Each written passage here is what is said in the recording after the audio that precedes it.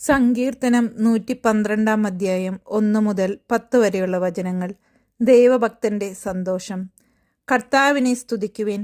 കർത്താവിനെ ഭയപ്പെടുകയും അവിടുത്തെ കൽപ്പനകളിൽ ആനന്ദിക്കുകയും ചെയ്യുന്നവൻ ഭാഗ്യവാൻ. അവൻ്റെ സന്തതി ഭൂമിയിൽ പ്രബലമാകും.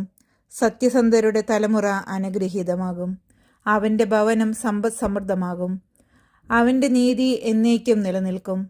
പരമാർത്ഥ ഹൃദയന് അന്ധകാരത്തിൽ പ്രകാശമുദിക്കും. അവൻ ഉദാരനും കാരുണ്യവാനും നീതിനിഷ്ഠനുമാണ്. ഉദാരമായി വായ്പ കൊടുക്കുകയും നീതിയോടെ വ്യാപരിക്കുകയും ചെയ്യുന്നവന് നന്മ കൈവരും. നീതിമാന് ഒരിക്കലും ഇളക്കം തട്ടുകയില്ല. അവൻ്റെ സ്മരണ എന്നേക്കും നിലനിൽക്കും. ദുർവാർത്തകളെ അവൻ ഭയപ്പെടുകയില്ല. അവൻ്റെ ഹൃദയം അചഞ്ചലവും കർത്താവിൽ ആശ്രയിക്കുന്നതുമാണ്.